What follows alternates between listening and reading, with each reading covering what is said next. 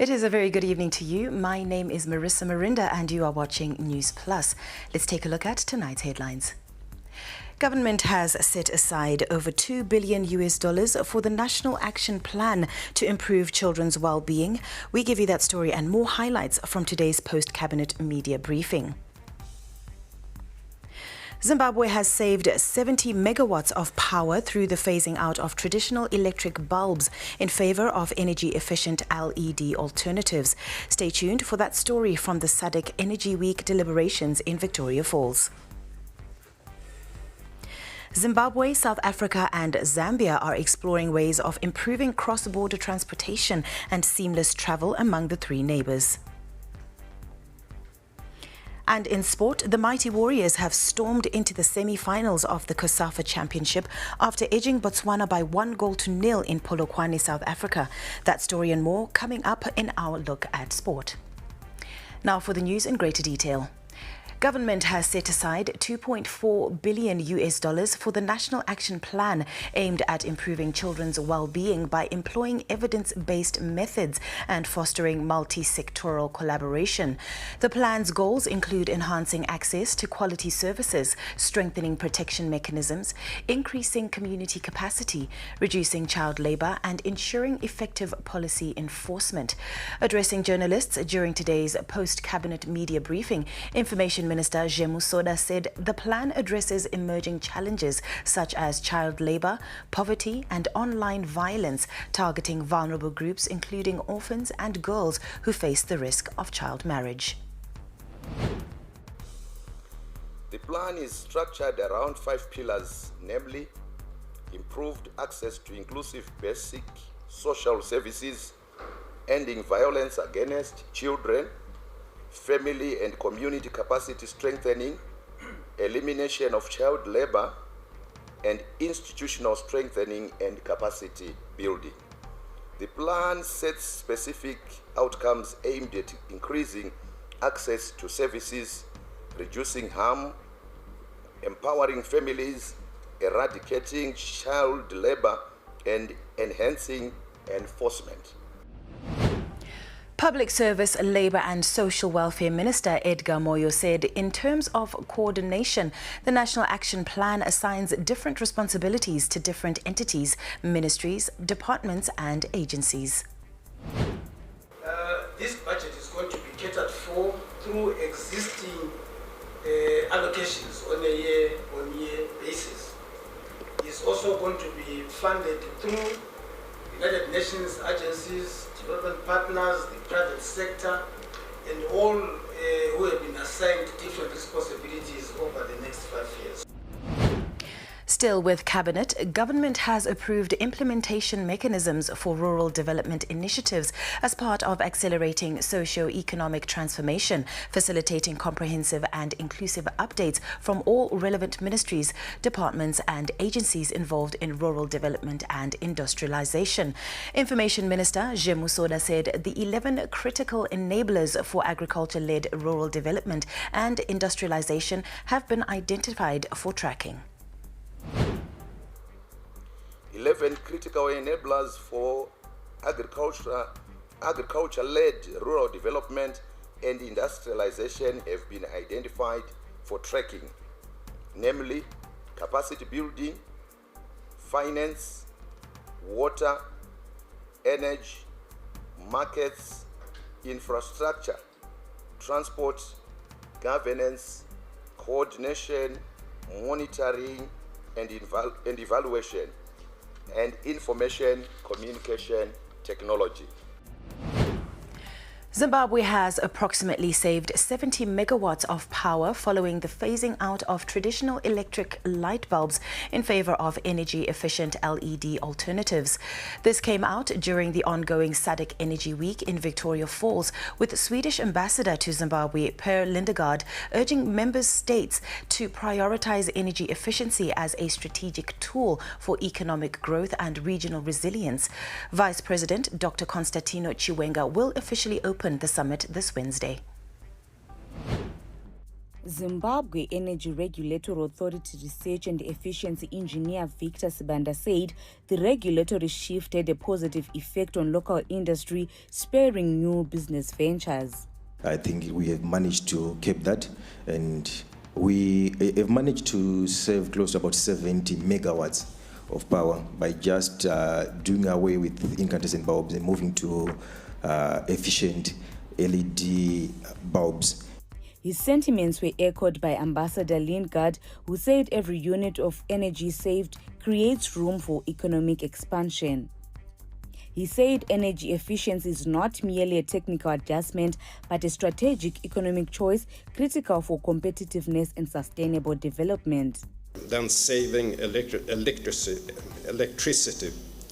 It is about reducing production costs, improving competitiveness, attracting investment, and creating green jobs.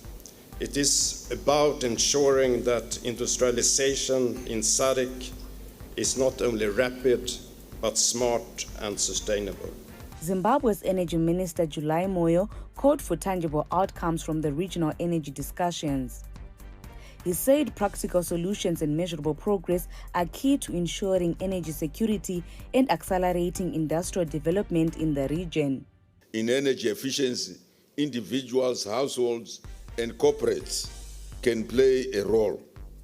Will you be a champion for energy efficiency within your sector and translate the knowledge gained today into concrete action in your communities?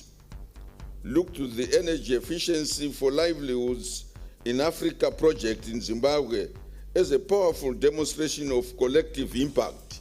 Running under the theme, Driving Regional Economic Growth Through Clean Energy and Energy Efficiency, the conference will be officially opened this Wednesday. Zimbabwe, South Africa and Zambia are exploring ways to improve cross-border transportation and ensure seamless travel amongst the three countries. Central to the discussions is the proposed establishment of one-stop border post system, which will enable travelers and transporters to clear entry and exit formalities at a single point. The proposals are part of the three-day trilateral meeting that commenced in Harare this Tuesday. Our correspondent Sitachisiwe Gwaza has the details.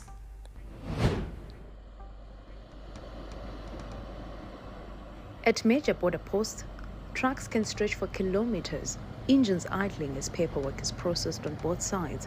It is a scene familiar to transporters in the region, one that Zimbabwe, South Africa and Zambia now want to change through coordinated reforms. Permanent Secretary in Zimbabwe's Ministry of Transport, Joy Makumbe, said it is crucial to address delays at border posts as prolonged clearance times increase journey duration, lead to missed trade opportunities and drive up corridor costs. We continue to face persistent challenges along our shared routes and border posts, challenges that undermine the efficiency of our transport systems and the competitiveness of our economies. These include congestion and delays at key border posts.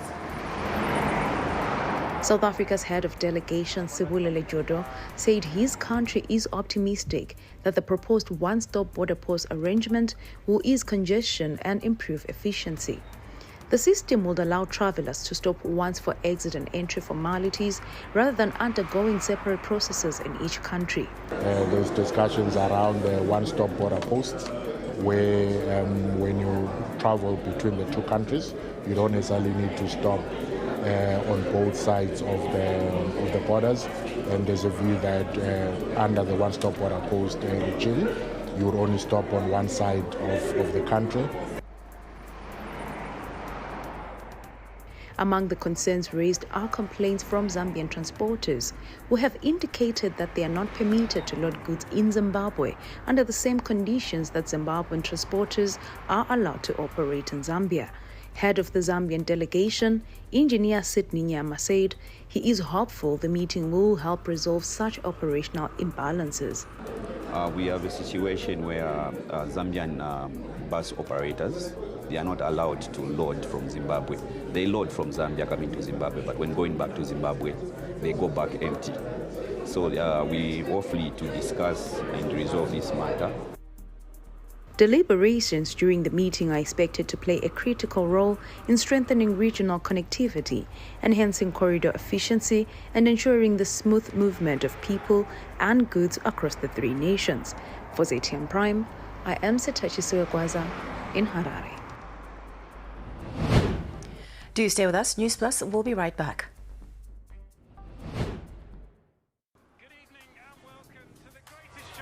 This is a people's game. They will be bubbling about this one for weeks and months to come.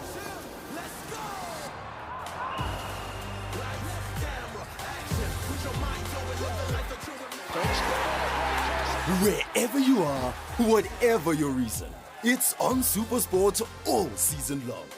Reconnect and stay connected to DSTV Compact and get the best football on us.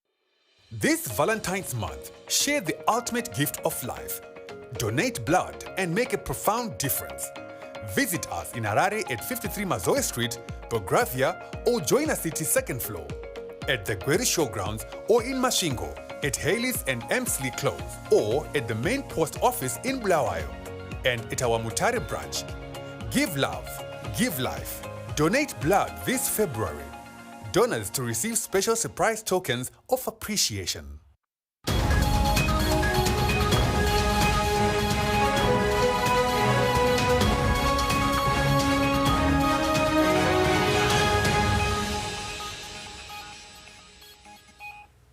Parliament has approved the appointment of Vimbai Chikwenere as Zimbabwe's new Auditor General following a recommendation by President Mnangagwa. The announcement was made in Parliament today by Finance, Economic Development and Investment Promotion Minister Professor Mthuli Ncube. Chikwenere takes over from Mildred Chiri, who retired in 2023. Professor Ncube said Chikwenere is a polished chartered accountant after having worked at Ernst & Young before moving to South Africa to pursue her work in the same field. She later moved to Ireland, where she worked as a Deputy Auditor General and later assumed the highest office. In our next story, government has partnered with 3 companies to boost the production of dipping chemicals as part of efforts to reduce livestock mortality, which has claimed more than 10,000 cattle since the start of the summer season. Farmers are urged to adhere to stipulated dipping schedules to protect the national herd. The government is tackling the challenge of agricide by boosting local production. Today, the Deputy Minister of Agriculture, Honorable Davis Marabira, toured 2 plants to ensure that there is adequate supply of dipping chemicals in the country. During the tour of the manufacturing facilities, Deputy Minister Marabira assured farmers that adequate dipping chemicals have been secured to last the next 3 months. We have enough acaricides in the country. He added that distribution is currently underway, while engagements with Treasury continue to secure additional funding to maintain consistent supplies. We will keep on encouraging our Treasury to keep on releasing money to our processors so that they can import the active ingredient. The active ingredient, they come from different countries. So we import them, we don't make this acaricide in Zimbabwe. One of the manufacturers, AgroShep, commended Treasury support, saying the funding has enabled deliveries to Manicaland, Mashonaland West and Mashonaland East provinces. We manage 3 provinces, Manicaland, Mash West and Mash East, and I must say in all those provinces they already have adequate caricides. So we expect that the mortality rate is definitely going to drop with the continuous 554 dipping program that is in place. The public-private partnerships are now playing a critical role in stabilizing deep chemical supplies, strengthening the fight against tick-borne diseases, and protecting the country's livestock sector from further losses. For ZTM Prime, I am Mashudu Mambo in Harare. Epworth residents are taking matters into their own hands to curb a wave of violent killings in the area. Community members have mobilized, proposing local solutions to restore safety and peace. Our correspondent Theseus Shambare reports. Imagine losing 3 people within 1 week to murderers. This is an experience and a reality that Epworth community is facing right now. On Sunday, youths met to discuss strategies for community safety. takaona kuti vanhu vari kuurayiwa svondo nesvondo saka tadecida sevana vemusha kuti tisangane nhasi paoverspool tionesane kuti tingabatsirane sei nevanhu vemutemo. Martial arts expert Nevermind Sharon proposes tapping into local caretakers to support community protection. Kubva 2012 kusvika izvezvi vanhu vari kupoporwa zvakuita kuti chijairire of which tikatarisa vanhu vevanhu vakaponderwa vanhu muno mamwe achona vazhinji sitotozikanwa nezvemartial arts tichimirira nyika panotamba mamartial arts ekuweti nevanhu vakawanoita zveboxing vatinotoziyana kuti nhingi nanhingi machampioni vanoverengwa munyika but tikushambidzwa kuti sei tisiri kuzombowana nguva yekubatanidzwa kuti zvatinoziva zvacho zvibatsire nyika kana kuti community. The call to action comes after a series of violent incidents that have shaken the community. Barely 2 weeks ago, community leader Thomas Musandiri was allegedly attacked by suspected robbers near his shop at Chiremba Shops and later succumbed to his injuries. Pakapondwa Musandiri hapana na mwedzi sofa papondwa vanhu vatatu vachifira panzvimbo saka kuti chiitike chikutibata tiri mumusha zvakanyanyisa. On Saturday, another man, Godfrey Makaniwa of Overspill, was allegedly attacked early in the morning in his car at the gate of his residence while trying to get into the house and died on the spot. Ofushi vanhu vese vakanga vari mukati memba hapana munhu anga achimboziva kuti pane zvinhu zvatoitika pagedhi patori nemunhu aita seashaikira pagedhi. While residents mourn these tragedies, their focus now is on unity and practical measures to stop future violence. Epworth may have gripped by fear, but locals say they are braving the challenge to protect their community. Reporting for ZTN Prime in Epworth, I'm Theseus Shambare. Do stay with us. When we come back, we take a look at what's happening in the world of business.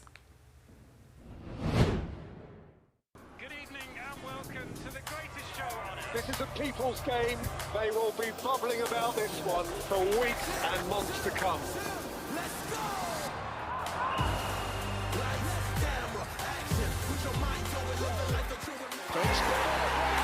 Wherever you are, whatever your reason, it's on SuperSport all season long. Reconnect and stay connected to DSTV Compact and get the best football on us.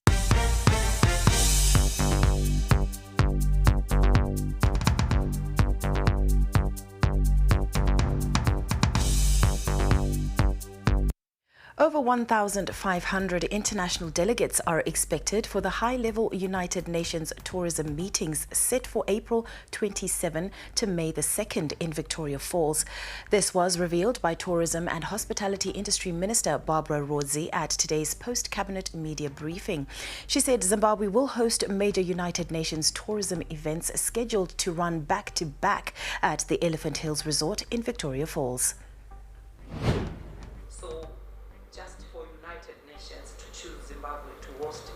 Very important 3 events is a huge endorsement politically and also diplomatically. Let me say, we won the 3 bids, but one of the two bids, the most important 2 bids amongst the 3 is hosting the regional congress for all the women in tourism value chain in Africa. We now take a look at some sporting action right here on Newsplus. Didn't graduate? I guess I blew it. You couldn't advise him anything. He would just look at you and say, so who do you think you are? We were just like really spoiled. And then they just give me the receipt and I'd pay. The guy walks in one day and then he says that he wants to make a movie. He was blowing the money. There was just like this habit that he had where as soon as he got money, it was gone. I just didn't have the skills or the experience. This money, I could see it disappear so fast.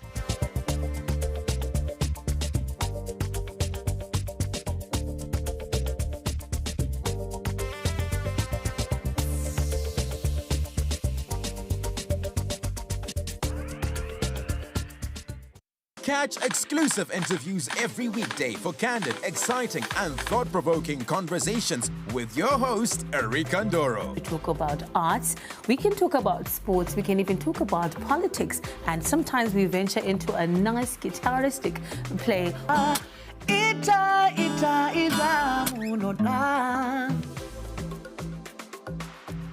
The one story where you can't get out of your head.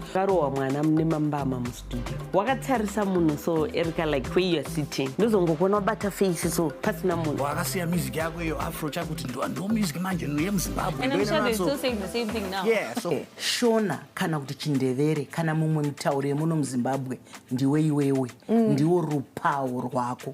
Ndicho chidadiso chako. Catch me, Erika Ndoro, right here on ZTN Prime every single Monday at 7 p.m. whilst we get exclusive.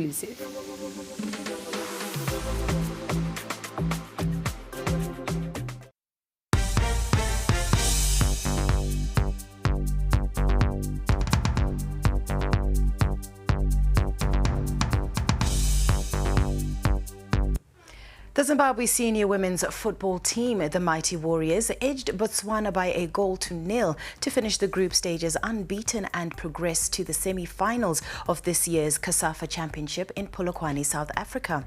The Mighty Warriors found the breakthrough in the 69th minute when Rutendo Makore headed home a pinpoint cross from Bethel Kondo.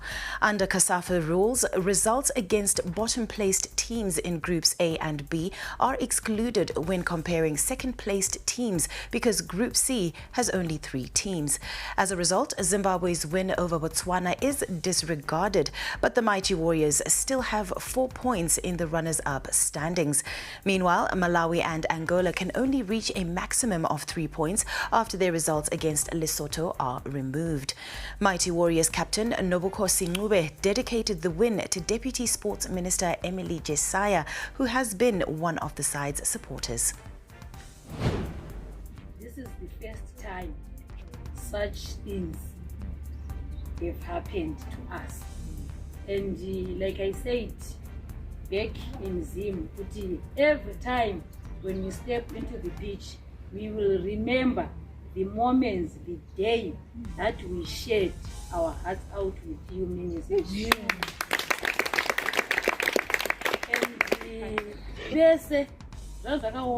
were there watching, but guys, let's remember the day yatakasangana na minister tikataura nawo nezvavakatipromisa zvazvichingoita auto so unongonzwa kamukadhati kamukasimba kutoti but ndaneta ko kwasara nganiko but unozonzwa ndingopusha minister varipo nezvamakatiitira minister. Amen. Kuti toita sei kana ndikadzokera kumusha ndinodza mama wangu kuti pandipo kana huku kana mbudziwo zvake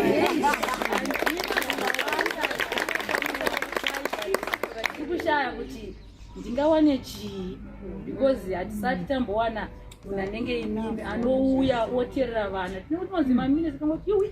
The Zimbabwe Rugby Union has strengthened its commercial portfolio after sealing a 2-year sponsorship agreement with the CFAO Mobility, who come in as the official transport partner for World Cup-bound senior men's rugby side, the Sables.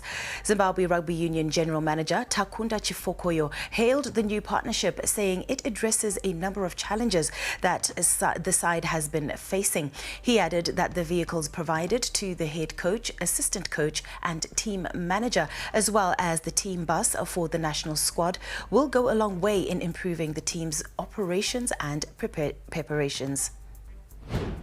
So this is a package, it's centered around mobility. So first thing that has been donated, of course, are the 3 vehicles for the head coach, assistant coach, and for the general manager of the union. The CFAO has also availed to the team bus utilization for when we have local engagements. So that is also something that helps the team to ability to move around while we're here. So our assembly when teams come. So this is huge. It's a big part of what we're trying to do as we look to host more matches in Zimbabwe. So this is a very, very appropriate partnership and sponsorship coming in at a fantastic time. Highlanders have secured a partnership worth over $500,000 with Corporate 24 Medical Aid, effective immediately. Under the deal, the medical aid provider will offer comprehensive health coverage for players, the technical team and the administrative staff, easing the club's financial burden.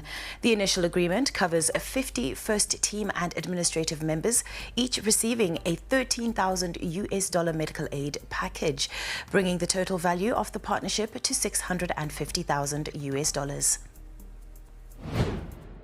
think goes to Highlanders first team. We are grateful for this opportunity that we've been given by Corporate 24. Now that we are covered, we can know that our health is covered, and health is part of the sports, and we need a lot of guys to come and support us. We are thankful. Thank you so much. Let's hope this goes a long way. Hoping this is our 100th year. Hoping when you guys get 100 years, we'll be still part of it. Thank you. Sargolan, Kalington Mukuli, Highlanders player. On behalf of players, I would like to thank Corporate 24 for partnering with the Highlanders.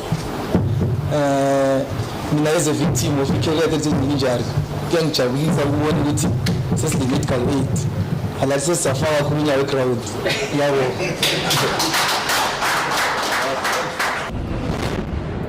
Former champions Chicken Inn have stepped up their preparations for the 2026 season, hosting a kit and player unveiling ceremony in Bulawayo.